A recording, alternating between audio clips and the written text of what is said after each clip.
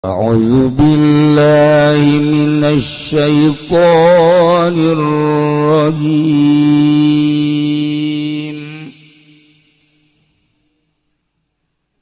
وقل اعملوا فسيرى الله عملكم ورسوله والمؤمنون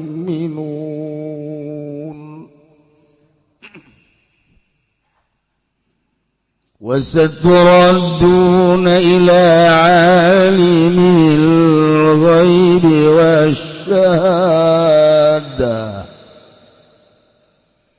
فينبئكم بما كنتم تعملون.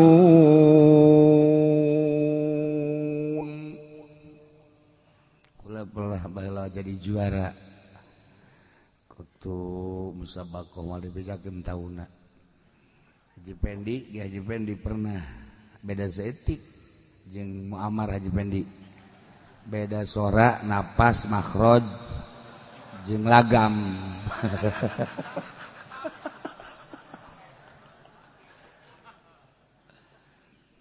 Wallahu a'lamu bimuradihi wa kullu tafsir Muhammad lahum kadua kaum akharun aulin nas yatawa kadua manusia yamalu pada ngamal sira kabeh masyitu ming barang kang kersa sira kabeh fasayarallahu amalakum maka besok bakal ningali sapa Allah ing amal sira kabeh wa rasulullah lan rasulullah wal mu'minun lan wong kang mukmin kabeh wasaturaduna lan besok bakal den balikeun sira kabeh bil ba'tsi kalawan den tangiakeun saking kubur ila alimil ghaibi wasyahadah maring kang weruh ingkang gaib lan syahadah. Ya Allah tegas Allah fayunabbiukum maka bakal ngawal si Allah kuming sira kabeh bima kuntum ta'malun kalawan barang kang ana sira kabeh iku migawe sira kabeh fayujazikum bih maka bakal ngawal si Allah ing sira kabeh bihi kalawan ma kuntum ta'malun. وآخرون مرجون لأمر الله إما يعذبهم وإما يتوب عليهم والله عليم حكيم. Allah alam bimuradi wa akharuna lan utawika wa nakaba minal mutakhallifina dadu saking kang nari magari kabeh murjaunai kuden tanggukeun kabeh bil hamzi macana kalawan hamzah murjaun wa tarkihi lan ninggal hamzah murjaun muakharun an tobati iku kang den tanggukeun kabeh saking tobat li amrillah kadue perkara Allah bihim dalam akharun nabi ma yasha kalau barang kang ngersakeun ya Allah imma yu'adzibu ana kalian njiksa ya Allahum akhar ya yumtahum kalau yen tang ngamatikeun ya Allahum ing akharun bila taubatin kalau wa taubat wa imma yatubu alaihim lana nakalane narima tobat ya Allah alaihim ing atas akharuna wallahu lanuti Allah alimun iku kang bahauni ngabi khalqi kalauan makhluk hakimun tur iku kang bijaksana pisan dalam dada malan Allah bihim kalauan akhir wa hum lanuti akharun as-salasatul atuna ba'd yaiku kang tetelukang pada teka kabeh dalam sausade rujuun nabi Murarat ya nyatane ki Murarah ibn Rabi' wa Ka'b ibn Malik lan ki Ka'b kang boten Malik wa Hilal ibn Umayyah lan Hilal kang Umayyah takhallafu mengari salasa kasan kena arah mumul wa mailan ila da'at lan condong maring senang lan nifaqat ora alam nifaq walam ya tadiru ila nabi lan ora sesadu ya salat maring Kangjeng Nabi sallallahu alaihi wasallam kagarihim kaya liane salat paukifa amruhum maka den kandegkeun opo perkara salat khamsina lailah ing 50 wa hajarohumun nas dan nyingkrihanhum ing salasa pemanusiatan usilat malah dan turunkeun apa taubatuhum ba'du taubat sadasa ba'du ing dalam sawisana ukifa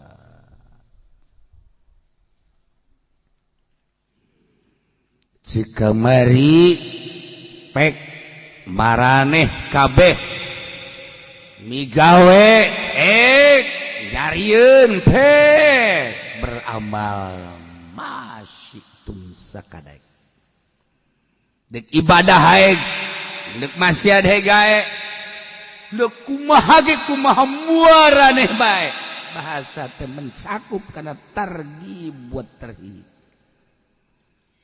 artina ngabibita ongkoh nyingseunna ongkoh ayo dek kumaha ge ja fasayarallahu amalakum Allah bakal lembongkeun ka amal-amal aranjeun kabeh masyaallah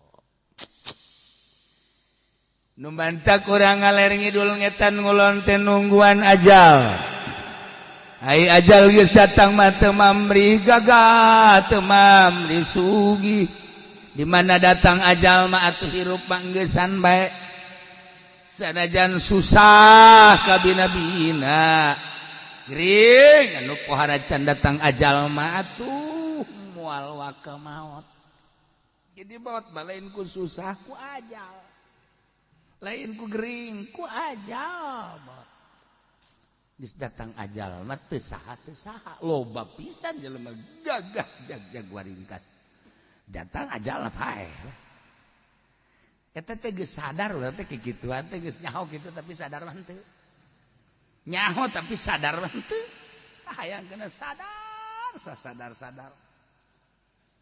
ya anu lelempangan isuk-isuk lohor maut anu lelempangan datang ka magrib tah sisa maut eta kan loba tah kajadian kos kitu tah henteu jadar ka diri urang be lamun aing maut ya lohor beureunanan ya Allah ya Rabbi dosa-dosa aing haju aing mah can dibere resep ya ibadah teh dina ibadah ge can dibere ngeunaheun ya ibadah sakumaha anu dipake karesep ku Kangjeng Nabi mah hubbiba ilayya dunyaku bisalah tilu nu diajeun dipake karesep aktif hiji wawangian nomor kaduana an-nisa awewe nomor katiluna wa qurratu aini bis shalat herang mata ngeunaheun dada qurratu aini bis shalat bungah mata hate dina salat berarti kan ngeunaheun teh salat teh hiji sesengitan sebab sesengitan teh mawa ngeunaheun suasana malaikat aya sesengitan mah turun geus dihadiran urang ku malaikat ngan sesengitanana atuh sig hade ulah atuh sesengitan dipake ongkoh tapi lain seungit asana henek baju age aing pindah wae lah tempat emang kuna aing henek daripada mah maksud itu mah kan sesengitan lantaran naon eta hiji mah atuh beureunan hargana murah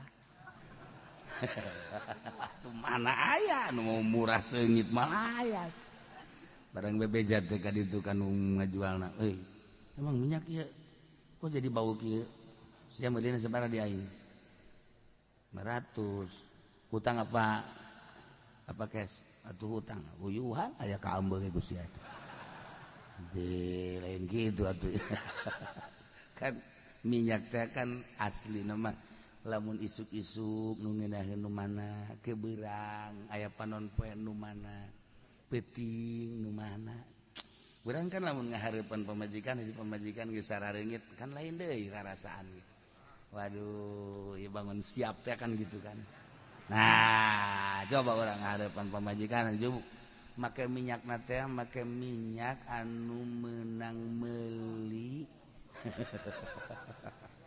lain cap kampak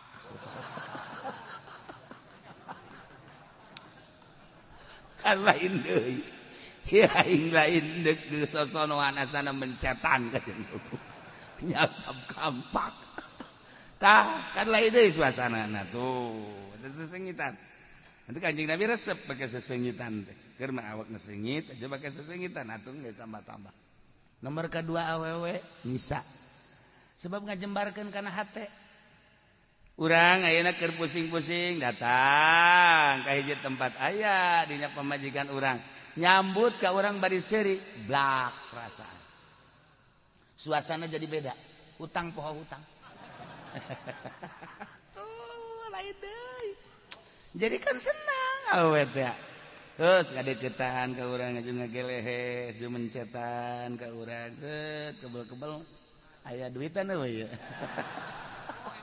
oh berarti mah penjahat kelas kakap ya mah eta geura jadi awewe wanita menggairahkan hirup ngemantak jelema anu berjuang biasana dikerumuni ku wanita sebab naon nambah semangat geus pamajikan teh lamun ka urang mere semangat urang katakan waduh giat kajen ku kumaha oh coba lamun urang datang ku sambutan urang nyitah nyanana cicing bae eta kan haju bae geus lah ieu mah tangga kos kiamat geus mal dagang heng lah kos kieu jasa tah coba lamun disambut mah masyaallah haji ka urang na geus naon ngaranna mun urang hareudang geus teu kudu make hihit androknya na dikitu-kitu haju janana teu make calana kan geunah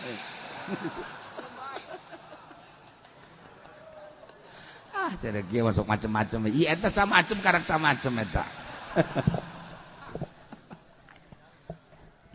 Masya Allah nah ieu horenganan amal naon bae ye bagus bakal ditembongkeun ku Allah bagus goreng bakal ditembongkeun ku Gusti Allah goreng bahkan lain Allah bae wa rasuluhu jeung rasul Allah bakal ningal lain rasul bae wal mukminuna jeung para mukmin di dunia keneh bakal ditembongkeun komo jaga di akhirat urang sebagai mukminin bakal jadi saksi ka umat-umat nu baheula atuh berarti kan katembong teh amal-amalna mana nu kafir mana nu mukmin mana anu soleh mana anu toleh urang ka jadi saksi engke jaga di akhirat nyaksian umat Kangjeng Nabi Isa nyaksian umat Kangjeng Nabi Musa nyaksian umat Kangjeng Nabi Sulaiman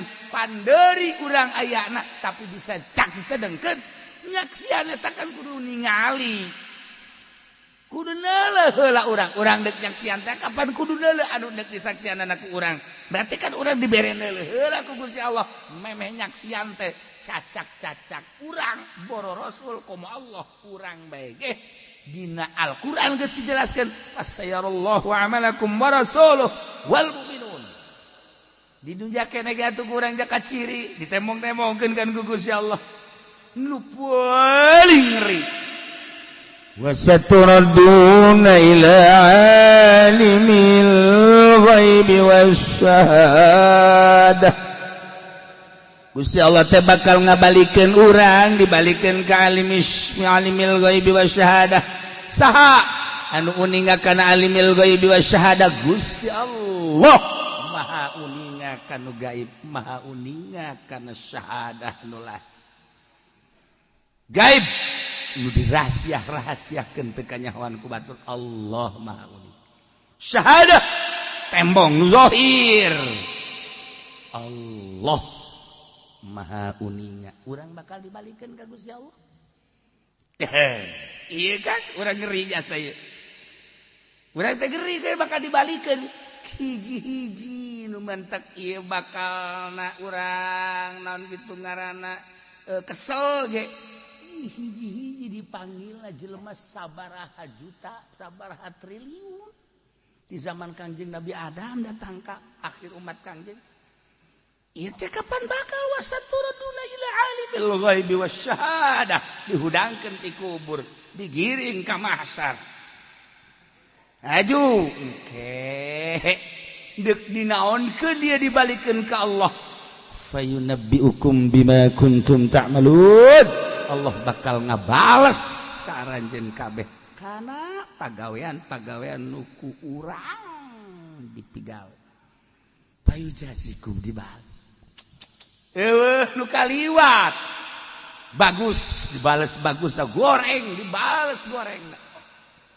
ya Allah urang kuari iman salat puasa zakat haji sodaqah syiar urang milu bakal dibales sesuai jeung amal urang waktu urang di dunia teu iman kafir naudzubillah min zalik musyrik munafik atawa iman ka Allah jeung Rasul cuman teu nyaho ka masjid teu nyaho ka majelis taklim geus teh nyaho bae di mana aya lapangan bola di dinya nyaho di mana aya main sodok-sodokan di dinya nyaho main sodok teh eta teh biliar gan kurang keren sebab aya biliar mah asli ngomongna aya main sodok mah kan loba nu disodok lain bola bae di jero na nu disodok teh ehem sia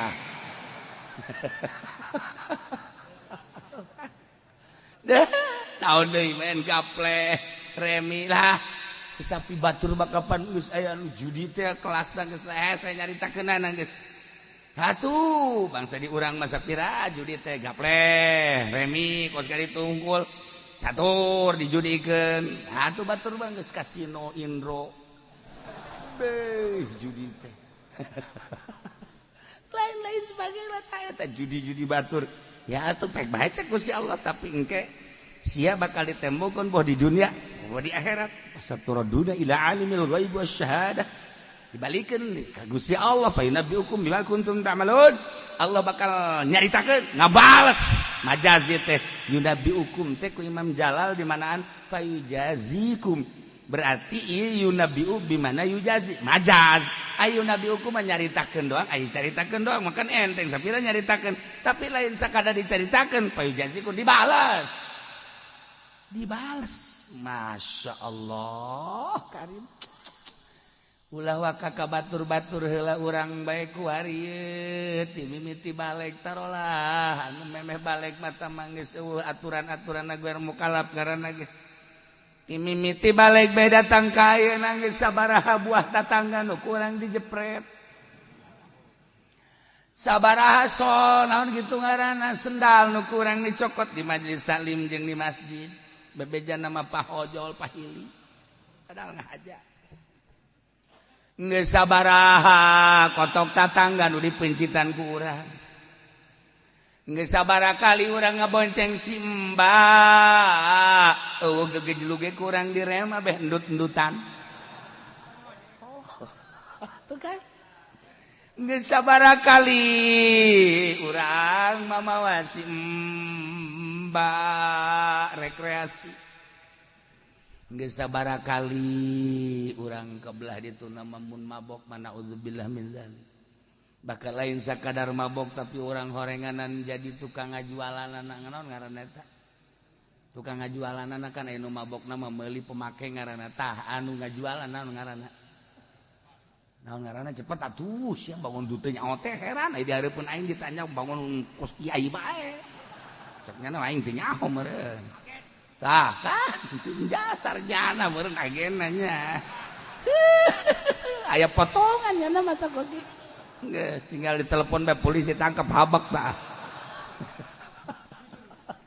tuh kan nah geus sabaraha nu awewe nu kurang dizinahan mun zinah teh geus sabaraha urang ngarugikeun batur geus sabaraha urang ulah-ulah nampilingan nyiwit bae batur teu senangan di akhirat bakal diciwit deui geus sabaraha kotok nu diadukeun emang kotok daekeun diadukeun kan teu daekeun kurang diadukeun engke kapan urang teh diusulkeun ku Gusti Allah Gusti cek kotok abdi nyadar kotok cek urang Bandung mah Bandungnya teh hayam tapi abdi teh dizolim ulah waka dijadikeun lebu Gusti abdi can males ka jelema nu baheula ngadu-ngadukeun abdi teangan cek Gusti Allah saanu ngadukeunan haji bener nama.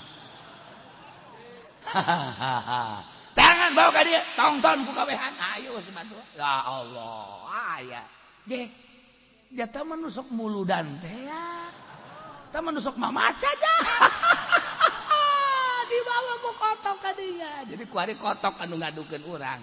Urang diadukeun, ditonton ku triliunan manusia. Masya Allah, eta kan urusan-urusan hisab teh kos kitu. Dah, iya. Wasaturaduna ila alimil ghaibi wasyahadah. Fa yunabbiukum bima kuntum ta'malun. Ya Allah ya Rabb. Aduh, segala rupa bayat. Nipu teh ngabohong teh jelema anu dizolim ku urang. Baheula urang pernah jadi calo tanah. Duitna dicokotan ku urang di bos dibayarkeun mah henteu. Atau dilambatkeun kan zolim teh ngaranna batur teh loba kepentingan rek meuli anu. Jadi tanyakeun ka bos bang kan enggeus bayaranna horeng nyangkut dicalo. Ke cekna sagedeung deui ke sagedeung deui. Diratur bo cekna. Datang adanya ke Senin. Datang deui ke Rebo. Datang deui ke Senin. Oh, bonen. Aya bel jadi lembur bonen gua hari. Tah ieu zalim. Masya Allah Karim. Encan deui urusan anak-anak nungtut. Urang mah cenah keur ditungtut jol anak. Naon deui sia? Ye, kula ka neraka gara-gara henteu dididik ku abah. Ye, ieu kula mah dituntut ka abah bae. Lantaran kula teh dipasantrenkeun ku abah teh. Haju teu nyaho ka pangeran, teu nyaho ibadah gara-gara abah. Geus. Kula mah teu ridho kajen boga mah ka neraka lamun teu bareng jeung abah.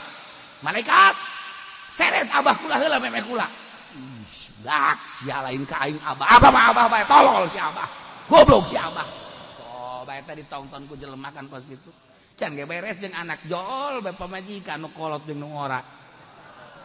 Deh, ieu lalaki hidung belang.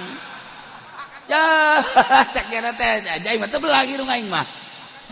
Sia tah mebes bae di nu ora aing celok dipirale-pirale ku sia baheula sia ngeunaan. Kuari aing rek nuntut kajen ku kumaha ge. Ye, hakan-hakan sia nu teh heula ka neraka. Ayo. Jeung anak can beres pabajikan gitu keneh. Deres duduan nu tilu hiji ge nungtut deui hiji. Boga pabajikan ngan hiji-hijina nungtut. Datang-datang culak cangkeng bae malaikat seret heula. Ieu saya, ieu pamajikanana.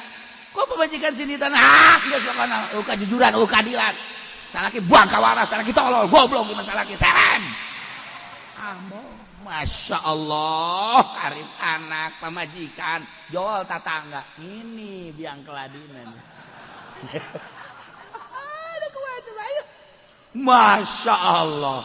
Iya teh cek bahasa baheula mah dikerepak ngaranna kok gitu.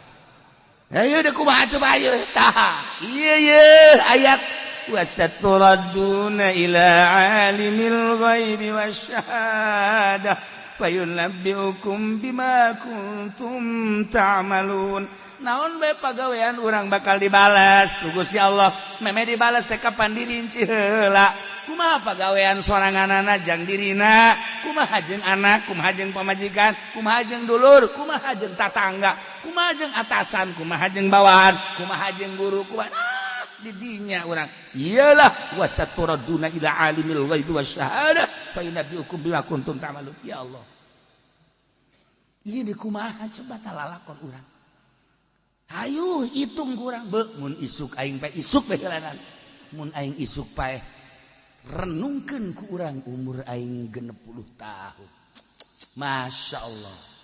Urusan aing jeung Allah, hubungan aing jeung Allah tama urusanana letik musamah. Hampang. Tetapi urusan aing jeung makhluk musahah berat ya urusanana. Hutang piutang anu can dibayar. Urusan zolim teh dihinakeun, urusan diomongkeun, urusan eta baheula teh aing teh jadi kepala kuli baheula terhadap anak buah teh zolim, teh jujur zolim. Aing teh baheula teh jadi lurah, aing teh baheula jadi camat, aing teh baheula teh jadi penggede, aing teh jadi pemerintah, aing teh jadi ieu kumaha urusan-urusan pagaweanana sesuai jeung aturan apa henteu. Wasaturaduna ila alimil ghaibi wasyahadah fa yunabbiukum bima kuntum ta'malun. Rasakeun renungkeun heula ku urang. Aduh ya Allah, jangan Geus, bareng datang orang ka imah tas ngaji ku aja. Neng. Kunaon Kak? Hampura. Pan kakak jadi kos kieu sih ya, ngaji naon sih di situ? Beuh, Neng. Ulah nuntut engkenya di akhiratnya. Emang ngaji naon gitu ka ditu? Berat kakak ya. Mun bisa maanterkeun kakak can nyandung bae Kak. Ge, Pan. Tadi lainnya teh hampura berarti mah budak. Kos soang ieu mah handap udah jatuh. Age soang. Teh bangun ka handap porengan anak bacok. Masalah ki soang ieu mah tolol. Henteu neng mah lain lalagaan teman neng mah hampura. Besi ya kakak umur atuh neng geus sarua. Urang silih hampurakeun nya, ulah nuntut engke jaga di akhir moal Kak. Kula mah pokona mah atuh geus dirido-ridokeun bae. Segala rupa anu kadahar ku kakak janu kakak ieu teh mah geus ridho bae kabeh ge. Anu kadahar ku kula atuh ridokeun. Besi kula kurang hormat kakak atuh mentah hampura. Kitu keneh kakak sok sesengor ka kula geus naon kula mah nganggap biasa bae teh mah adat kakak ieu kos kitu. Bawain ke akhirat beureun kasih masuk kaju kitu. Siapa? Ieu aing pugusieun tadi ngaji. Wasaturaduna ila alimil ghaibi wasyahadah fayunabbiukum bima kuntum ta'malun. Cenah ge bakal dibalikeun ka Allah. Allah teh Maha uninga kanu gaib jeung kanu zahir.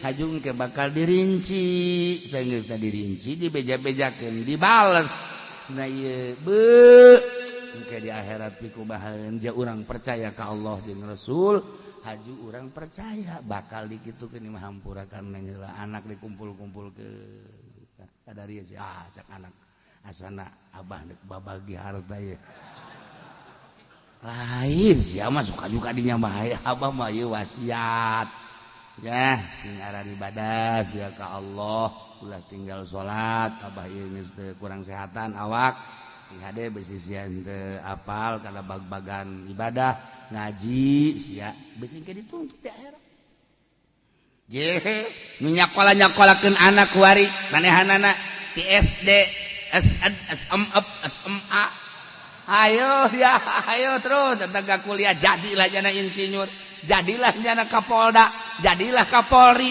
jadilah nyana DPR di pusat dan lain sebagainya mewah mobilna batur kabanjirannya nama henteu hebat diistidraj ku Gusti Allah wah hebat datang ke akhirat lantaran teu nyaho ka Allah dina nyahona ge teu make ieu bapana anu dituntut abdi teh disakolakeun teu diwauhkeun ka Allah kunaon diwauhkeun ka guru doang abdi teh ieu terus kuliah jadi kuari abah kasumbang ku abdi bapak kasumbang ku abdi dibelikeun mobil mewah imah mewah horenganan naon atuh ieu abdi teh diwauhkeun ka Gusti Allah teu dipasantrenkeun ieu abah goblok ieu abah da kumaha coba di akhirat kitu-kitu hayu pikir lah cenah teh mah kiai na bae meureun supaya anakna malah santen kana teu hayang aing capek jang sia los aing mah percaya los teu los aing mah los ya awas di akhirat diancam sia kuing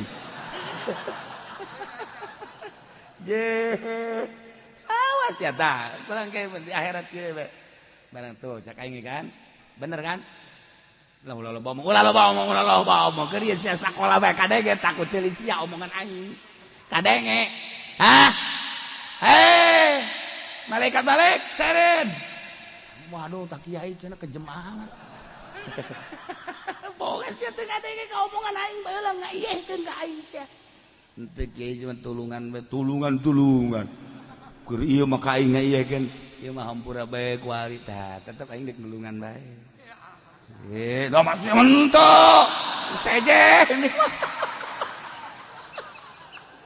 aing tetep bae nulungan bae masyaallah bedana ahli Allah jeung lain ahli Allah kumaha ge di akhirat di dunia mah moal kaciri di akhirat ahli Allah mah careurik jelema ka ahli Allah cek cenah tenang henteu kami ieu salat teu bagus puasa teu bagus zakat teu bagus ieu kami ka neraka tenang cek cenah teh kumaha lamun bebejana ka Kiai Golkar bebejana ka Kiai PDI bebejana ka Kiai pamarentah sarua bingungna lulumpatan Kiai embung dipenta tulung sebab jangnyanana ge bingung tapi Kiai Allah lain cenah adik diusulkan geus pokokna mah sia ka surga ka surga di mana cek teh amal aing kabeh los tajang sararia kiai aing mah kajeun ka neraka ge asal sia bae ka surga bakal kiai Allah kitu bakal tah los ya amal aing bagi-bagi ku sia kabeh sia ka surga aing geus puas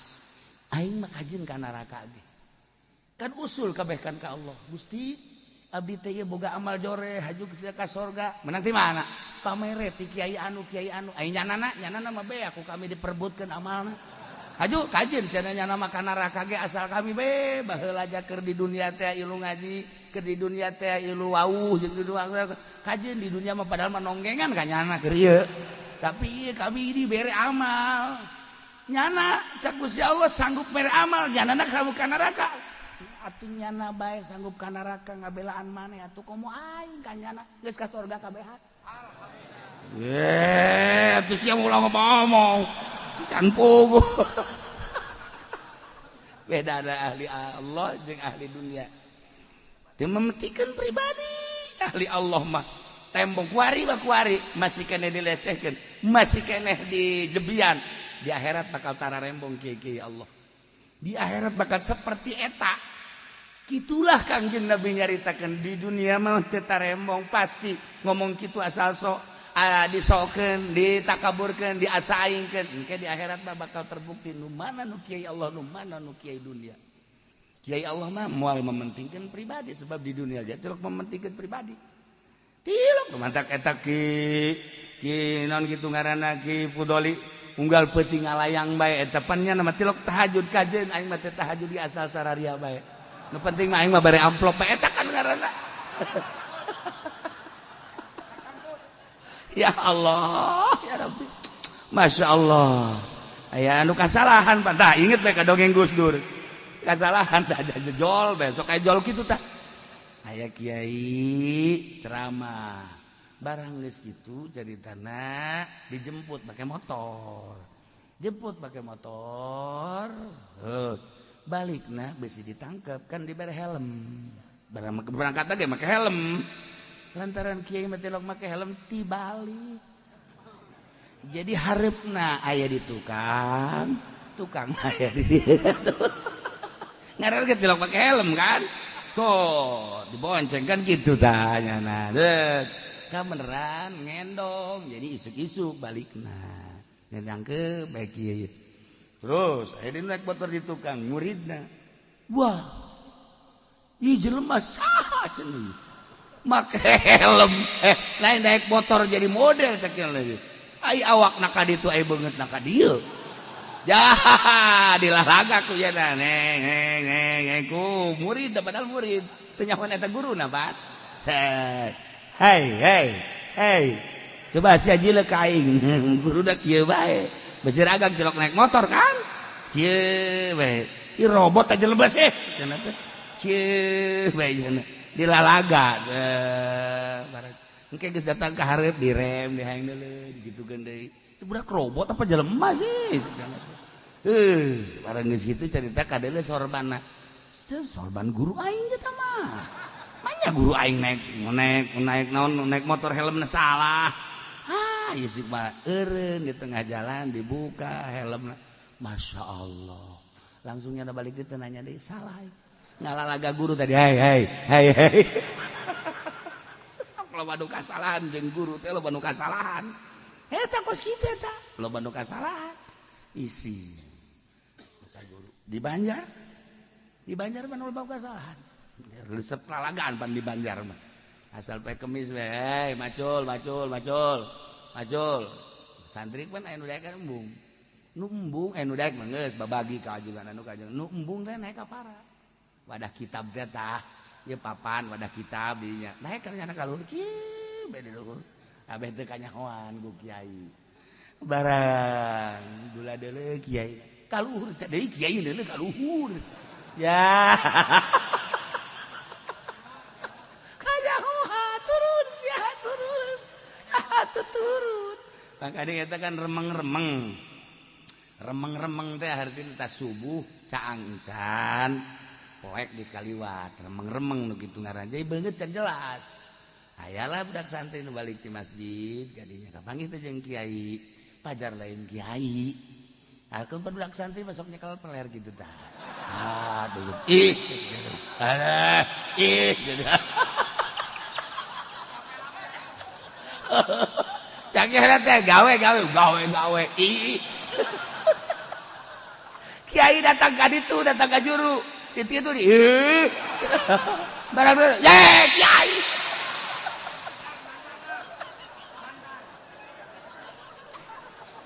Loba nu kasalahan jeung kiai. Masyaallah.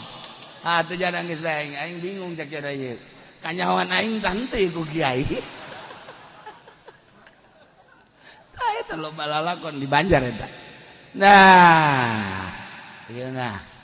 Ieu bakal di akhirat payunabbiukum bima kuntum ta'malun. Anu paling sedih naon coba di akhirat? Nu paling sedih.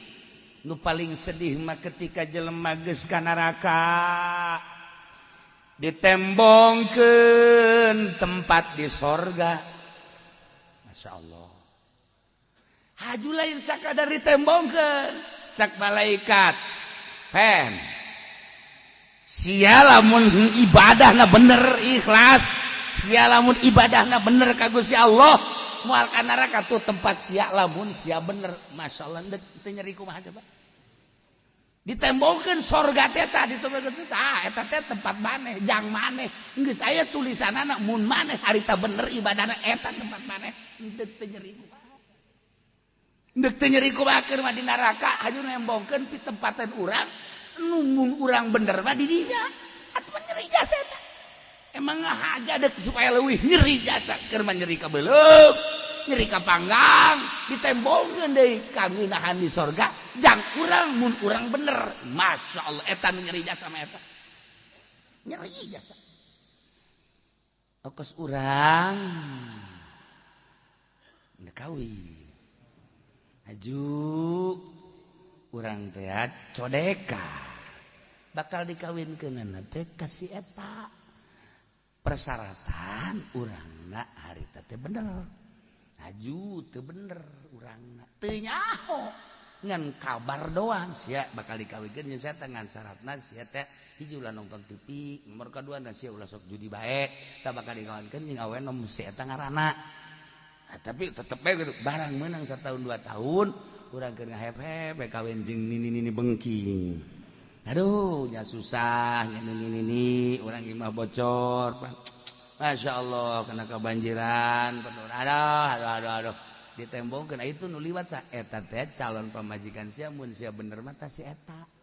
Ya Allah, ya Rabbi, tah mah budak mulus amat cedaan naon eta mah. Eta teh pi pamajikaneun sia kolot ge geus ngolotan, tilok aya ngagoranan kolot. Tah eta calon sia budak tah mah. Masya Allah. Aing mah tah mah memeh numpakannya geus paeh di heula meureun. Jageulis jasa tah mah. Eta beuki nyeri bae kapan ditembongkeun tah nu bakal jang sia teh mun sia harita bener. Tekan nyeri. Nu di sorga abe puas kanikmatanana ditembongkeun neraka. Tuh, tempat sia tuh nu keur digodog itu teh. Cai anu ngabuncal-buncal, seudeu anu pohara di dinya, ruhak nu pohara. Tuh deuleuh tuh kala. Leuleumpangan dinya jeung orai-oraina. Eta teh pi tempateun maneh geus aya tulisanana mun harita maneh neruskeun kana kadugalaan maneh ngan kulantaran maneh haju kembali ka Allah haju ikhlas dicoret aturanna maneh di dinya kan nyana langsung sujud ya Allah alhamdulillah bersyukur leuwih gede ka Allah.